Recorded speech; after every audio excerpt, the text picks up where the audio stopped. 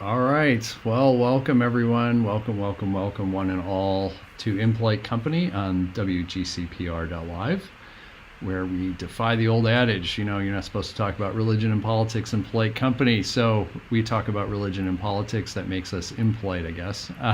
But, not talking about it has not really been very helpful for either the church or the country. So that's why we do this. And so you can send your questions, your comments to contactimpolitecompany@gmail.com. You can find previous episodes and subscribe to listen to new episodes on podcast channels like iHeartRadio, Spotify, Apple Podcasts. You can find us on YouTube so you can see the videos. You can dive further into the things that we talk about. You can go to my blog, which is pastormatthewbest.com. If you like what you're hearing and you want to support the show, you can go to buymeacoffee.com/impolite company. And just a couple of other things before we dive in. You can show some love to Christ Lutheran Church. It's the church that I am called to serve here in Harrisburg, Pennsylvania, in Allison Hill. Christ Lutheran Church is a special place and community of healing. I talk about this so very often. Everyone who comes to Christ Lutheran is in need of healing, and that includes the pastor. And that's what we do. And so one of the ways that we do that is through free health clinics that provide mental and physical health for folks. We do that in a variety of different ways. Over 100,000 visits since 2018. You can go to christharrisburg.org. If you care about homelessness, you can check out the Memorial Blanket Project. People make blankets from all over the world. We collect them. We make a display in different places. Been doing this for 4 years. And this coming year, in 2025, we'll be out in Colorado, actually. We're going to finally move off the East Coast and move out to Colorado for that display. And then all the blankets go out, but it's the idea of highlighting homelessness and what people can do about it. So you can go to memorialblanket.org. And lastly, if you're looking for a tool to help with a difficult conversation around gun violence, I recommend American Roulette. It's a book. It's a fictional account of a mass shooting. I'm one of the authors. I'm the person who came up with the concept. Follows 8 characters over the course of one day. 8 different authors wrote 8 different characters, and all of the stories interweave over the course of one day. And the idea is to focus on the humanity that is going on, not offer solutions, because as soon as you offer solutions, people aren't going to listen. So to really kind of help in that. So you can find that wherever books are sold. And you can find the links. We'll share those. Today, though, I am thrilled to have Amy Carr back. Amy, you are the second person to be back on the show the second time. Oh, this is your third. Yeah. Oh my gosh. Oh, right. It was for the Journal of Lutheran Ethics, which I also recommend, and I do a podcast for them as well. But you're the first who has been back in each year that I've done the show. So you have the honor of that. Amy is the professor of religious studies at Western Illinois University. She also leads adult education at Trinity Lutheran Church in Macomb, and has recently fostered ecumenical conversations about civic life and faith. Studied at Carleton College, a BA in religion, Vanderbilt Divinity School with an MDiv, and University of Chicago with a PhD in theology. And I don't know if you are still currently working on a book for Cascade on Lutheran reconstruction of doctrine called Facing Divine Affliction, a Lutheran Theodicy for the Sinned Against. Are you still working on that? Okay. Right. And also you're the co-author of Ordinary Faith in, what's the rest of it? Polarized Times, yes, which that's what we had you on before. And you grew up in the Upper Peninsula of Michigan, not the Mitten, the Upper Peninsula. That's right. I just know that from my friends that I have from Michigan. They're always, oh, it's the Mitten, and I'm like, okay, well, yeah, right. So anyway, Amy, thank you so much for coming on to the show. And I know today we're going to do something a little bit different. We're turning the tables, and you had this idea of so why don't you tell a little bit about that?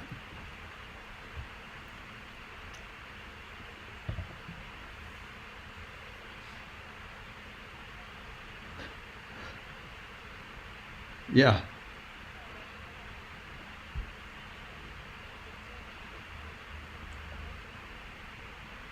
Yeah.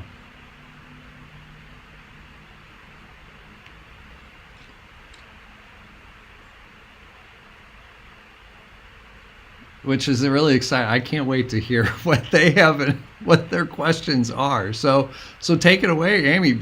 Go from being the guest to being the host.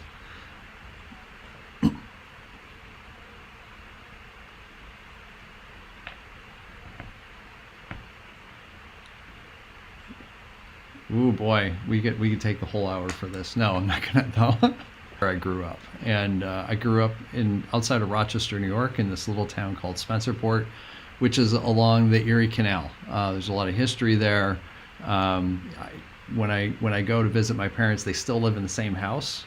They've been in that house for over 50 years, and it's about a mile from the canal. And so when I'm there, I go up and I run along the canal. It's very peaceful. It's very therapeutic in that way. I love the canal.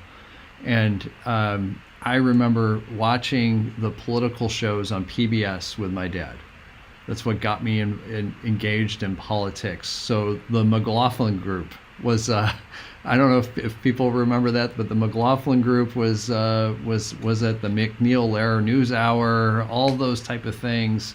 That's what we would watch together, and we would talk about these type of things. And I would say I was probably more conservative in those days back in the 80s. Is when I was a kid growing up. I'm born in '76. I'm 49 years old, and but I think that term probably has a different meaning than what it did back then. Um, but at the same time, like, it kind of got me into this engagement of a larger part of the world, and kind of seeing how policy and different things that are going on have an impact on much larger segments of the population, without really having answers for anything. And it's really easy to kind of dive into nice simplistic bumper sticker logic and all that, but things are complex. So I went to school. Obviously graduated high school from Spencerport High School in '94.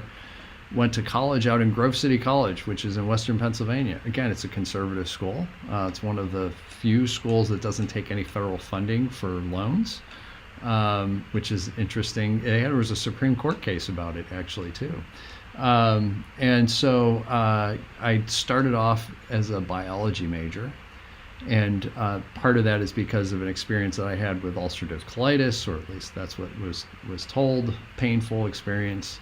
Got me interested in biology, but I was a terrible biology student. Did not do well with biology, did not do well with chemistry. Really liked them, but I did not do well. So I switched over to the political science. Did really well. Politics, I like to say, is my first language. So I graduated with honors in political science. I went to work for a member of Congress. Before I graduated, I interned for this member. It was the member's name was Phil English, who was the member of Congress who represented Erie down to Butler. So there's 4 counties that the district represented, so I interned in the district office, one of the district offices, and I remember on my first day, the office manager, her name was Ann. She pulled me aside, and she had this quote that I remember. It's just burned into me, and it was, "You'll quickly learn that it's a miracle that our system of government works at all." And that has stayed with me, and it is oh so true. So when I graduated, there was an opening in Congressman English's office. Now, he was a moderate Republican. It was a Democrat primarily district as far as voter registration goes, but he was a moderate Republican focused on labor issues, all those type of things. Tom Ridge had represented that district before him, again, a moderate Republican. So there was this history of this Democrat district voting for moderate Republicans, and as long as they kind of stayed out of the social the social issues, then they were pretty much like, hey, okay, we can do this, that type of thing. So I went to work for Congressman English in the D.C. office, and it was there that the Clinton impeachment came about, and as well as, I don't know if you remember this, but when Newt Gingrich was the speaker, there was all the kerfuffle going on, and he had to resign. And then the speaker designate, who was supposed to take over, Livingston, I think was his name, found out that he was doing the same stuff with a female intern or something like that. So he resigned. And then Denny Hastert ended up becoming the speaker. This is all happening all at the same time, of an impeachment inquiry over sexual things going on, and then the speakers are the same things, right? And I'll talk about, like, whoa. When I describe that time, I just usually will say, well, it was quite an experience, because it's also very scarring to be in the bowels of the Capitol. Impeachments are really kind of the recognition of things are extremely unhealthy. Nobody wins in an impeachment. Everybody loses, is really what I learned from that experience. Went to work after that for a lobbyist on Capitol Hill. So I went from going to receptions because that was dinner. As a staffer, you don't make much money, but you don't do it for the money. You do it because of the experience that you can have. So went from going to receptions because that was dinner for the night to now we could actually, like, I could afford to eat. And really enjoyed that. Got married in 2000, and did a little bit of back and forth of travel between Carlisle and DC, which is a 2-hour drive. That got old really quick. I did some of my own government affairs work, and while I was doing that, I also did campaign work for a variety of different folks. I worked for a state representative. I have been elected as a committee person before, and this is back in the days. I was, when I moved to Pennsylvania, I was registered as a Republican, and I ended up becoming the chair of the Pennsylvania Young Republicans, and then the thing that got me. So this was in 2006. And I was already struggling at this point for a few years with politics. Was helping somebody run for office, and after that race, my candidate did not win. He came close, and it was going to be unseating an incumbent who I had actually worked for previously. There's a whole story in that. But the House Republicans in Pennsylvania reelected John Purcell as Speaker. And the problem with that is everyone knew that John Purcell was corrupt. That's not hyperbole. He ended up later serving time in jail, in prison, for corruption. And I saw that and I was like, I'm done. I'm absolutely done. I want nothing more of this, because I am not going to put good people in that are going to turn around and then have to answer to corrupt leadership. And so I had a falling out with politics, to the point where I hated it, could not make peace with it, and that lasted for a while. I registered as nonpartisan, and I stayed that way. And it took me several years to make peace with politics. Part of this was, and this is a challenge that I had, and why I struggled, is because I had this idea that if the party said it, then I had to adopt it, and I had to defend it. And I struggled with that. And it's why I ended up becoming nonpartisan in my voter registration, is because I'm like, I don't want to ever have to do that again. I don't ever want to feel like I have to parrot the lines of a political party for anything. And so then I stayed that way until 2016. I re-registered as a Republican so that I could vote in the primary. I actually voted for John Kasich because I was like, there's no way that I'm voting for the person who won. And then I re-registered as nonpartisan, and I have been that way since 2016. I have made my peace with politics to the point where I don't have the naivete of thinking that politics is going to do this, that, or the other thing, or it's going to save us, or whatever. It's a necessary thing, and it's made up of folks that are broken and imperfect, and sometimes they're going to do some things that are helpful, and sometimes they're going to do things that are extremely harmful in that. So there's the first. It was a long answer, but it kind of gives you this is how I ended up as far as the politics side of things go.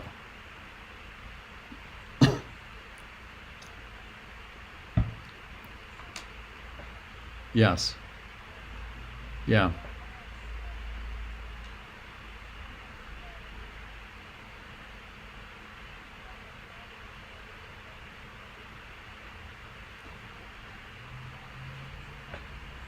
Yeah.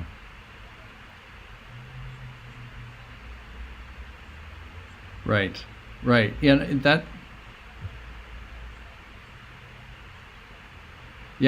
I think a lot of that probably started with going through an impeachment, where you know talk about such a political trauma for the country, that there's a whole range of what you can make about that.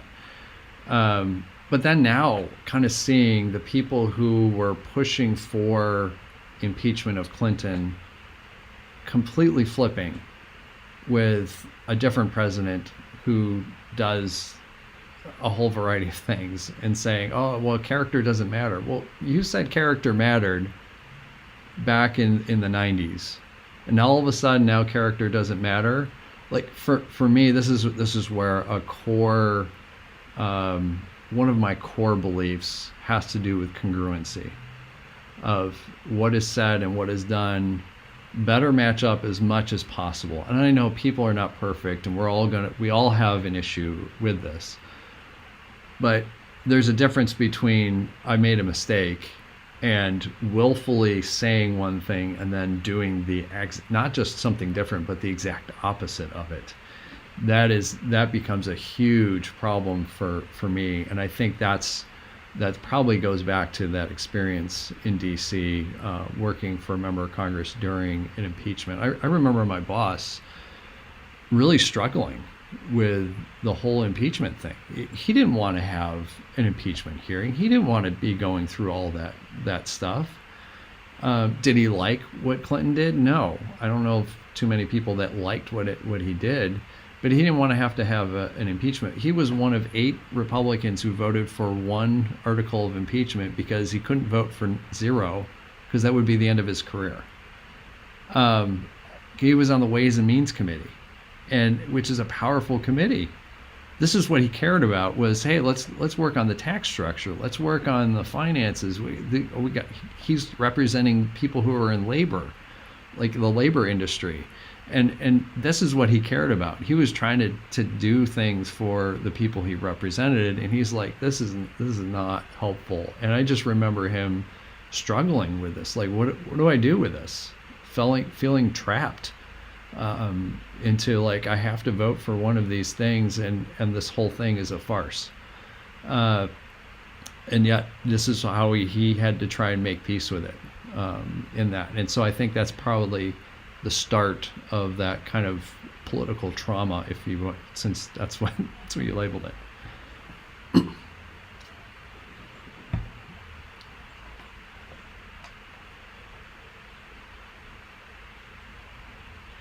Mm.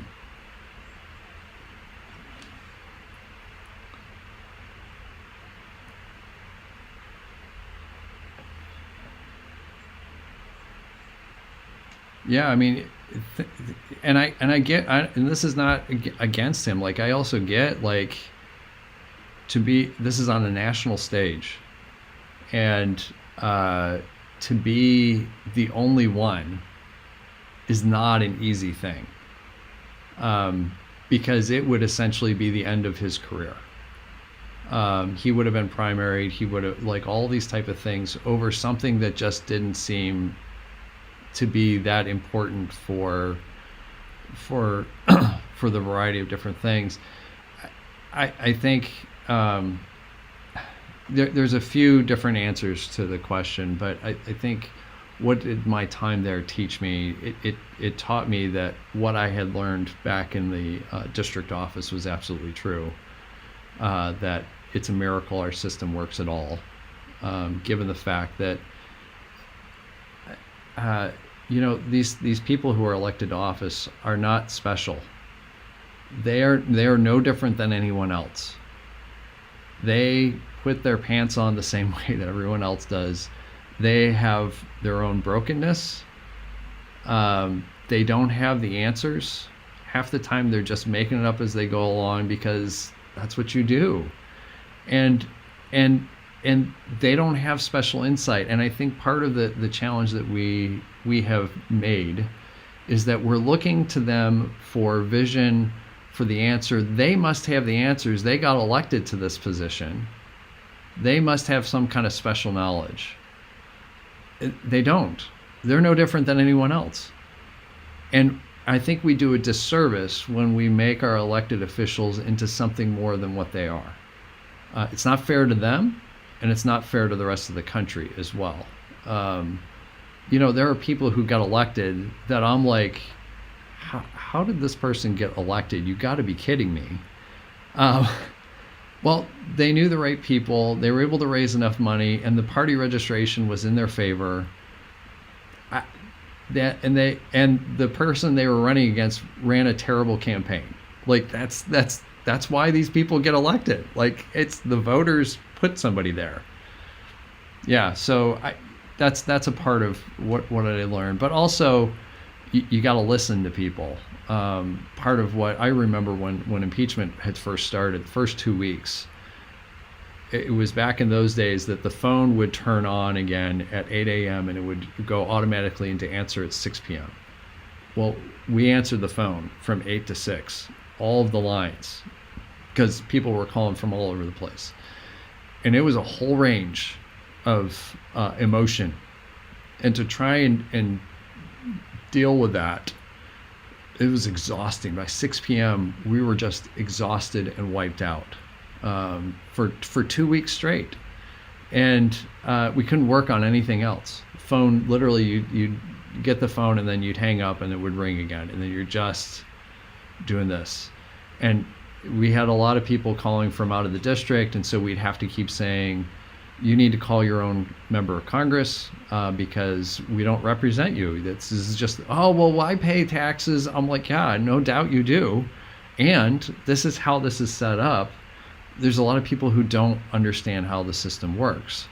I was just talking to somebody about, I remember I'm Just a Bill sitting on Capitol Hill, right?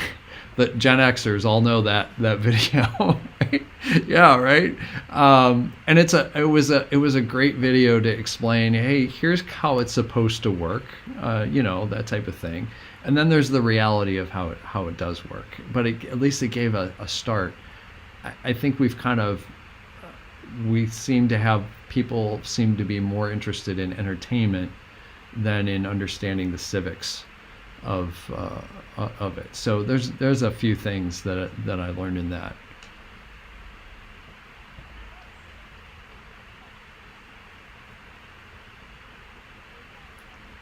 Yeah.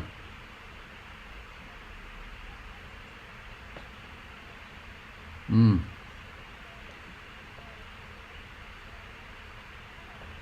Yeah.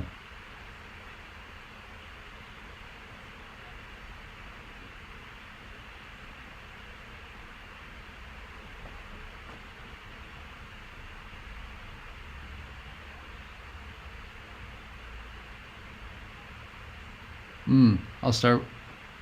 Yeah, I'll start with the second one because it's a quicker answer, which is Matthew 25.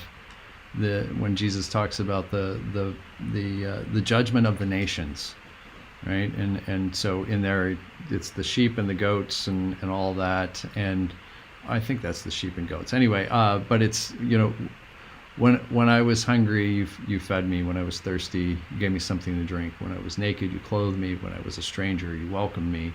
When I was sick, you cared for me. When I was in prison, you visited, right?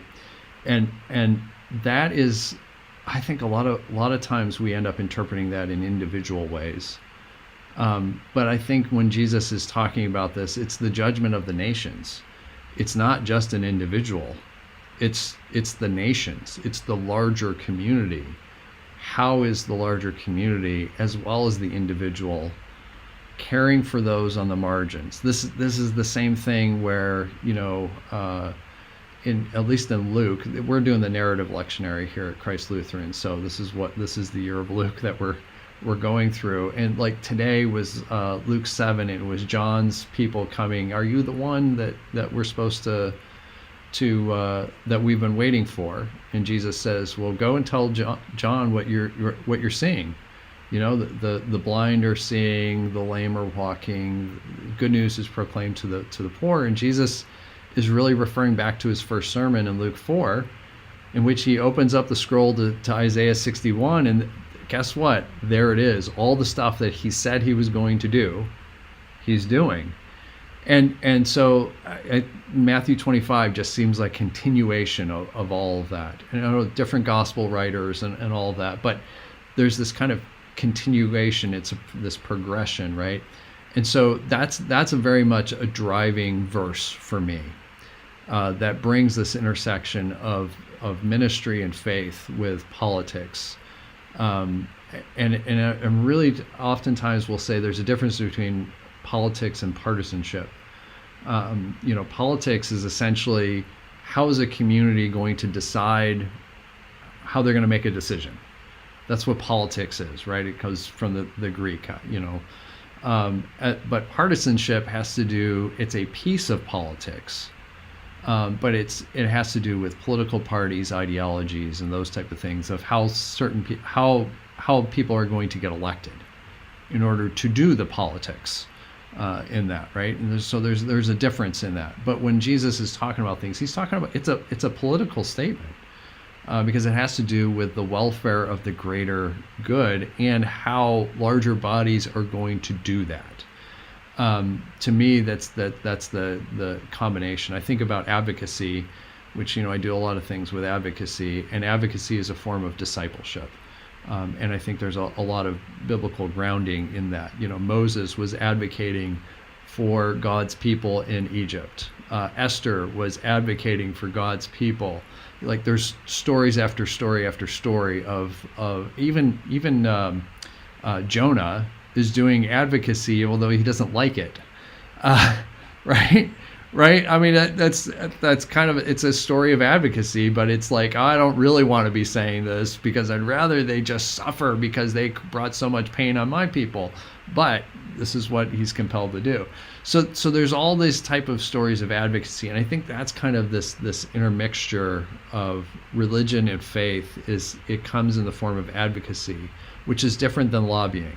Lobbying is, I have a client and I'm going to do things on their behalf. Right? Advocacy is, it's not about a client, it's about the greater good. And oftentimes it's about people whose voice are not being heard. And so we're speaking with, and sometimes for, it kind of depends on what the context is. Sometimes we can bring those voices along and be able to amplify what they're saying, or finally have their voice being heard in that way.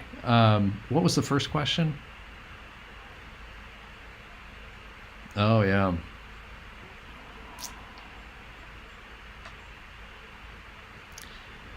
Yeah, the way I like to describe it is that, in politics and religion are the same thing, in the sense that they both have origin stories. They both have sacred scriptures. They have holy sites. They have sacraments.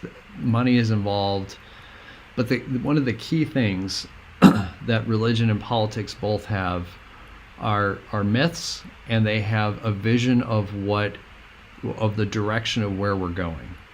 And that's what political campaigns are really ultimately about. Yes, they're about getting people elected, but it's the core of what are the myths that are being talked about, and what is the vision that we're trying to move people in the direction of. So I just say that I used to be doing this for candidates. Now I do this for God. It's the myths and it's the vision, right? For me, when I think about when Jesus is talking about the kingdom of heaven, the kingdom of God, this is a picture of shalom, and it's a vision of where God is taking us. To me, that's exactly what he's talking about when he talks about the kingdom of God or the kingdom of heaven. What is this vision? What does this look like? Where is God taking us? And it's not just just positive talk. It's somebody had asked me what the definition of hope is, and I said hope is, and I took this from a colleague of mine.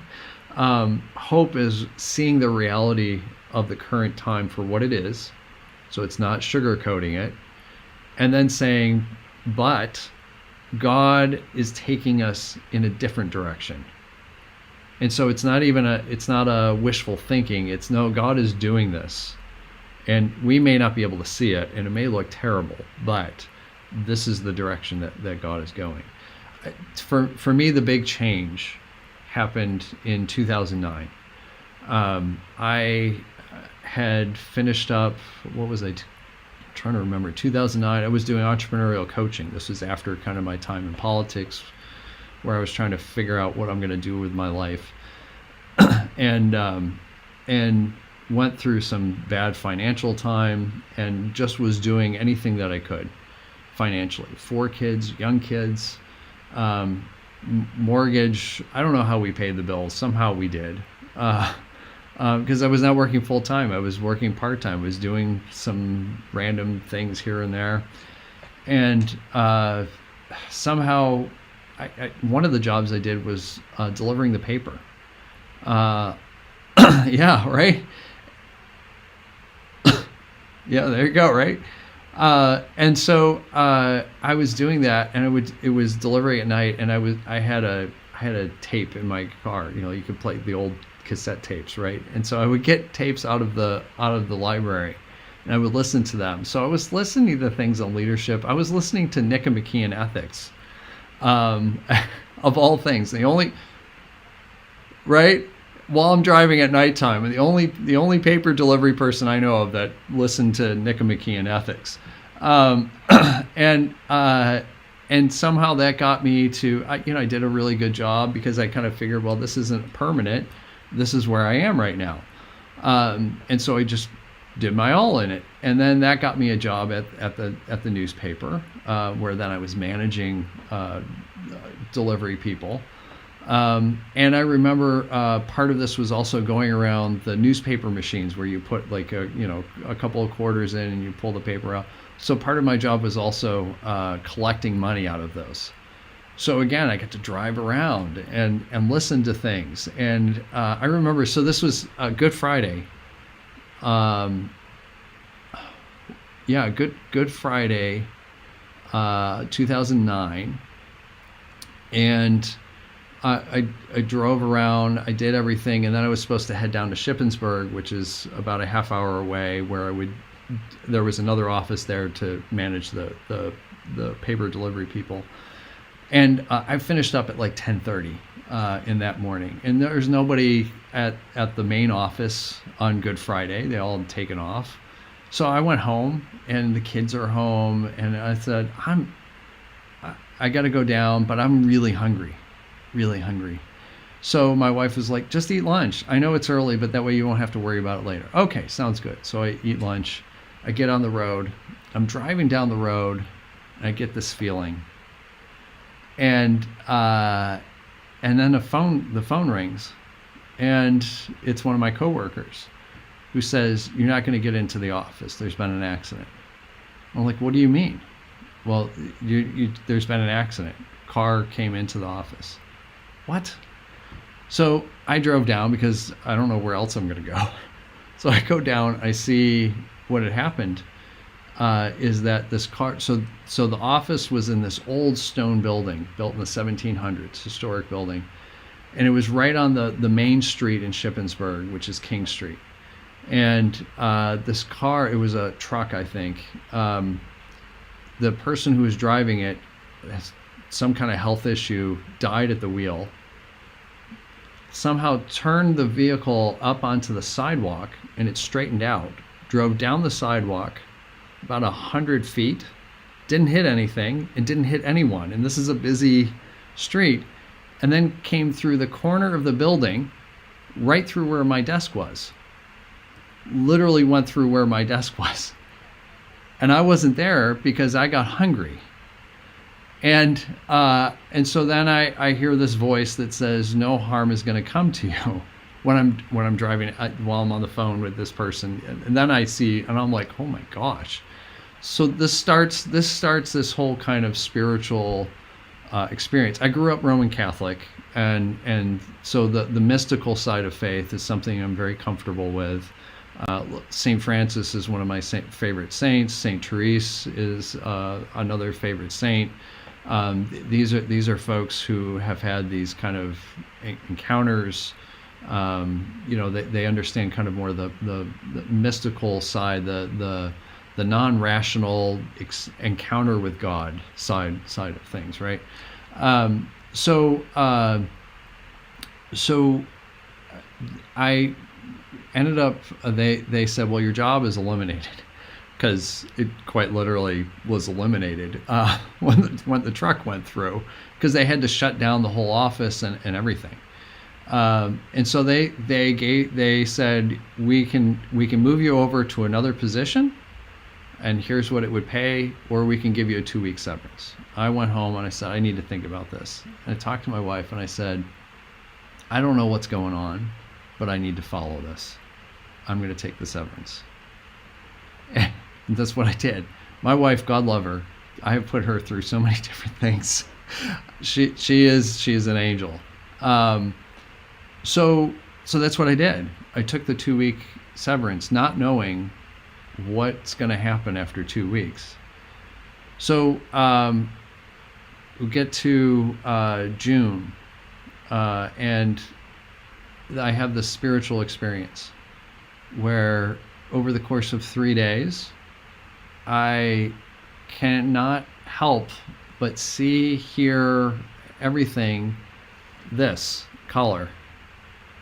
And it speaks to me in a way that says, hey, I'm calling you as a Lutheran pastor. I was Roman Catholic. My wife is Lutheran. That's what made sense to me at that time. And so I end up becoming Lutheran on Father's Day weekend. We were going to each other's churches. And so I was already engaged in a Lutheran congregation. One of the beautiful things, a small little congregation, but the people there, my wife was the organist, and 4 small little kids. And from the first week, people would come and sit with me in the pew to help take care of 4 kids. So it was just this wonderful welcoming. And so this is where eventually this is where I was being called. And I knew it. And it's not anything that I would have imagined or envisioned. It's not, that's kind of how calls work, right?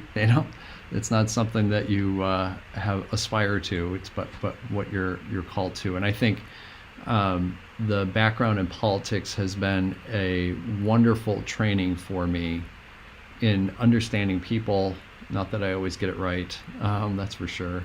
In understanding strategy, communications, all the stuff that I was doing in politics, it applies in the church to do what God's mission is.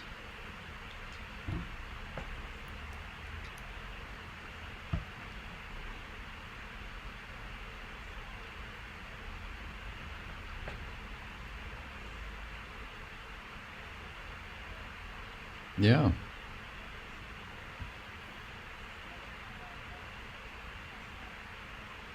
Okay.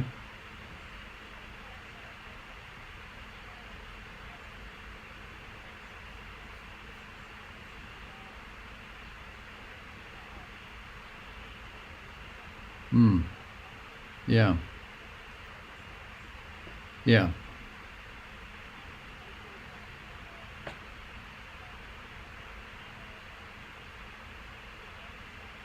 Yeah.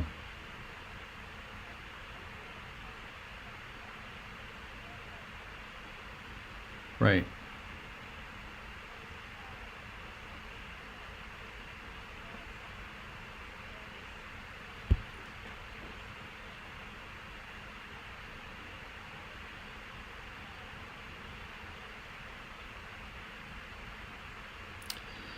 Yeah. It's a great question. Right. Right. Right. Right. Um, I, I talk about this a few ways. One is I'm always curious if people have a problem when politics tries to interject itself into the church, um, as opposed to the church interjecting itself in politics, because it's a two-way street.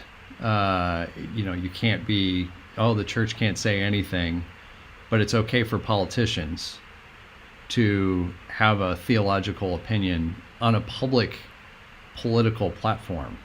Um, there's a big problem with that.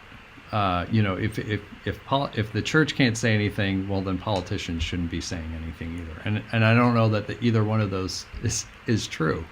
Um, but it can't be a double standard in that. And I think we might have talked about this offline about why are people not wanting politics in church? Either one is, I think there's two things. One is they're either uncomfortable by what's being said, and so it challenges their own beliefs, and so the phrase "oh, you're being political" is brought up to shut down conversation, and the other is people are exhausted, and that's legitimate. Yeah, right. Right.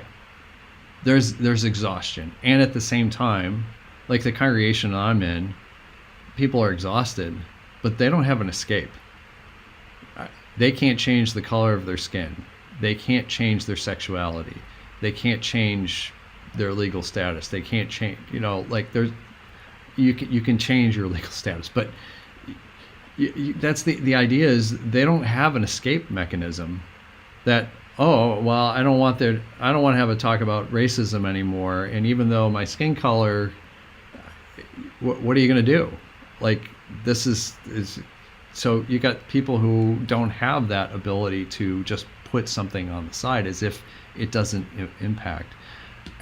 I look at scripture, it is full of politics and religion intersecting with each other, right? I mean, Samuel is a prophet in the court of David, and Samuel tells David, he gives him this parable about what he's doing, and it's not right, and it's like, you're the man. And he's not saying that in a, hey, you're the man type of way, right? No, you're the man who's doing this. Esther, if that or her appeal is not political, I don't know what is. She's literally saving the lives of her people, and that has to, she is the queen, and she's speaking in this kind of prophetic advocacy way. Moses, literally, the only reason these people are freed is because Moses goes back and appeals in a political sense from a faith perspective. That's the only reason these people are freed. They're not going to be, Egypt isn't going to free those people on right? This reminds me of Martin Luther King Jr. Saying, right, oppression, or I forgot what the phrase is, but essentially oppression doesn't just give up on its own. I get where people are coming from exhaustion. I get exhausted. As much as I love dealing with religion and politics, I get exhausted. And at the same time, that's the reality of the world we live in, is that it is exhausting. I think all the stuff that's going on right now, there's the phrase about what it is, which is flood the zone with crap. That's the edited version, right? There's a strategy to that. And the strategy is to make people feel frustrated and exhausted so that they don't do anything about it. and that they feel alone, because if you're alone, you can't do anything. It's only when you work together with other people that you can actually have a response to that type of thing. So to me, advocacy is a form of discipleship. It's a form of stewardship. It's moving us in the direction of shalom. And I think there are healthy ways to do it and unhealthy ways to do it, right? Getting up and say, oh, you got to vote for this, that, and the other thing, that's not a healthy way, and it's not helpful to anyone. But again, going back to a key question really is, does this align with what Jesus was talking about? That, for me, is the key question of, should we talk about something or not? Does this align with what Jesus was talking about? Does it align when we're talking about curing the sick or setting people free or welcoming the stranger or feeding people or whatever? It's no longer a partisan issue. I don't care I don't trust either political party. I just don't, given my own background. So it's more of, can I work with folks? And there are folks that I have a real struggle with in politics. That, like my own member of Congress, after January 6th, I wrote to him and said he ought to resign because his support of what was going on was shameful and a violation of his oath of office, as far as I was concerned. So I can't work with him, obviously, right? But I can work with other folks. I remember my spiritual director talking about this in the sense of, you got to get past the notion that everyone has the capacity or the ability to finally all come together and all of that. There's just certain people that you're never going to reach. And I can be one of those people from time to time as well, where I can be really difficult or just like, no, I'm not going to budge on this. And so seeing the image of God in others is really important, even those that I'm going to have real big differences with. That is a really important thing for me also, seeing the image of God, because then it humanizes whatever we're talking about. And that's where we can get into, well, what is Jesus talking about? Because now we're talking about the value of creation, the imago Dei. We're getting away from, I've talked about this before, where I think where we get into problems is where we keep issues as issues, which is abstract, versus let's take it from the abstract level and make it more concrete. Because now we're talking about a specific person, we're talking about a specific situation, and we can see the complexity, and we can see how exhausting it is for these people, and we can see that there are not nice, easy answers. And so what can we agree on? What can we find some common ground on, and then work off of that? But that requires people being willing to see things beyond what our tweets or bumper sticker logic allows for.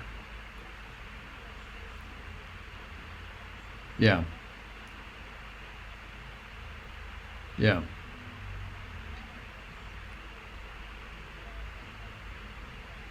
Yeah. Yep.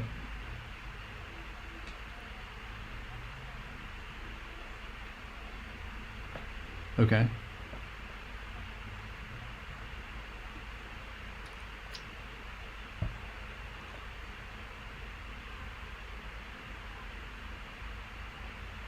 Yeah.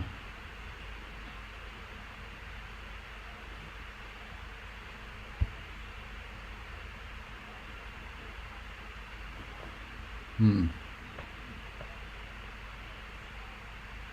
Yeah.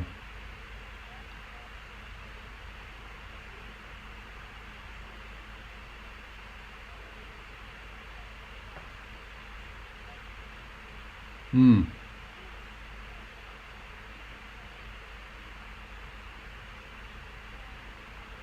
Oof.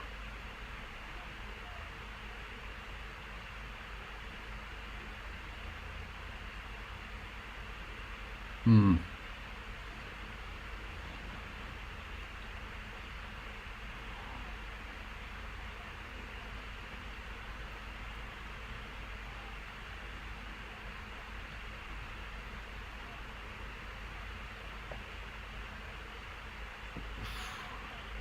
Yeah. I think that's somebody trying to rationalize something, um, to try and make sense of it. Right? I mean, they feel powerless, and so they're going to say, right. To me, it sounds like, um, almost like kind of giving up. Of I can't do anything about this, so it must be God is in control. So therefore, and that goes beyond what I can understand. It's a way of trying to explain the unexplainable, right? It's the same thing that like people, will get cancer, and they'll be like, well, why did this happen? Well, it must be to teach a lesson, or whatever the phrases that come out. Or it could be that cancer is random, and it's a mutation from within. It's probably been building for a long time, and it could have been caused by some traumatic experience that you had a long time ago, or whatever the case may be, and it has nothing to do with God. Um, that's a possibility. The notion, I think, what gets overused is the notion of God is in control, and I think we need to be really careful about that, because this is why I'm not. This is why I'm Lutheran and not a Calvinist. In the sense of like, is God the puppet master pulling all the strings over every little thing that happens? Because then, if that's the case, we got a lot of questions about God. Did God pull the strings to make the Holocaust happen? Wow, that's a question that I'd rather not. I mean, maybe we should ask that question. I don't know, but that brings a whole lot of questions about the nature of God. So, I think today I was talking with somebody, and I was talking about Henry Nouwen, who, one of the wonderful spiritual, I don't know, just amazing theologians. And so he wrote this book, The Wounded Healer. And I think that's kind of a way to kind of deal with what goes on. It's really, a wounded healer is also hopeful. It goes back to that definition of hope, of acknowledging the reality of what is, not celebrating it, and saying, but we're moving in a different path. I don't want to, I'm not in the give up type of thing, and I'm not in the God is directing this, right? This is very much an American, we have this American dichotomy. It's either all this or all this. The reality is somewhere in the middle, and it's messy. And why is this happening? Well, enough people voted for this administration to make it possible to do these things. Whether they consciously knew it or they didn't, this is what they voted for these folks, to have positions of power. And the reality is, this country has a long history of, this is not new. If you take a look at like the Gilded Age, late 1800s, there's not a whole lot of differences that we're seeing. If you look at Andrew Jackson, the way that he treated the indigenous tribes, not a lot different. We've done internment of Japanese citizens. We've done, you name it, right? There's this whole history that this is very much in line with what our history has actually been. Not the aspirations that we claim, but the history of what we've actually done. And so part of that is important to understand, so we can deal with the reality of who we are as a nation. And then I think part of this is, okay, so if we don't like this, well then let's start thinking about what is the alternative vision that we're trying to move into, and not waiting for some politician to give it to us. We've all been given a gift of being able to have vision for what God has in store for us. And it has to go beyond, the political, because if it's just the politics, we're missing so much. We're not able to see the Imago Dei. We're not able to see the humanity around us. It's much bigger. And so for folks, I keep reminding people, number one, they're not alone. That's really important. Number two, God has a vision. And it's not our vision, it's God's vision, and God invites us to participate in that vision. And it's going to go across different aspects of this, and it's not going to look the way that it's unexpected, right? It's kind of like John's people didn't expect Jesus to be doing all the things he was doing. He was supposed to be this military guy who was going to throw off Rome. Well, Jesus didn't live up to those expectations, and the kingdom of God doesn't live up to the expectations of the political realm as well. So what are we supposed to be doing in our own contexts with the people that we have around us? And that's what we do. So that's my response, I guess. Yeah.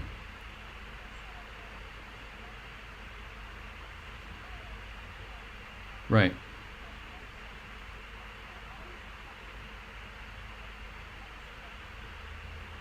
Yeah. Right. Right. Yeah.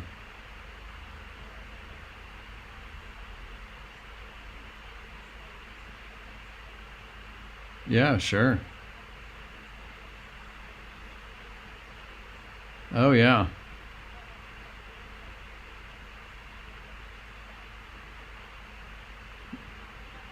We can do a very quick question. I'll try to give a 30-second answer.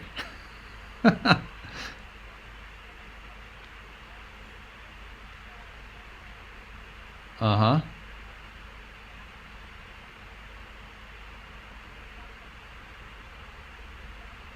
Right.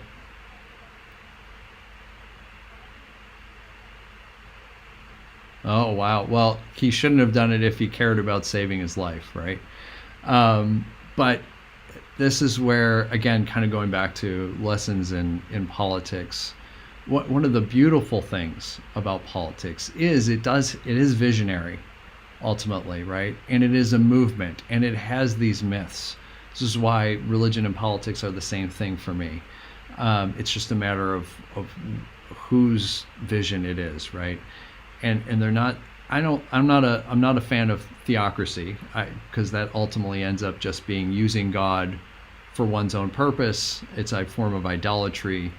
But there is something about about the two that complement each other. Luther, of course, wrote about the two kingdoms and all that, and that, of course, gets all over the place. But I'm just, I think I'm at this place where I think the two can inform each other, much like religion and science complement each other. I've talked about, the purpose of religion is to deal with the why question. Science deals with how and what. That's what it's there for. It can't answer why. It's not. You can't do that. So what is politics? If religion is why, politics is almost like a form of science in that. It's the what, it's the how. And the two, I think, can complement each other in healthy ways. Of course, they can complement each other in very unhealthy ways, which is human history has shown that a lot, and we may be experiencing some of that now. But they can also be. It's Walter Wink talked about the idea of the powers are redeemable, and so it's not a matter of burning it all down, because that's a form of nihilism, to build it in your own image, but it's to redeem what God is always in the redeeming business. So, all right, well, with that, Amy, thank you so much.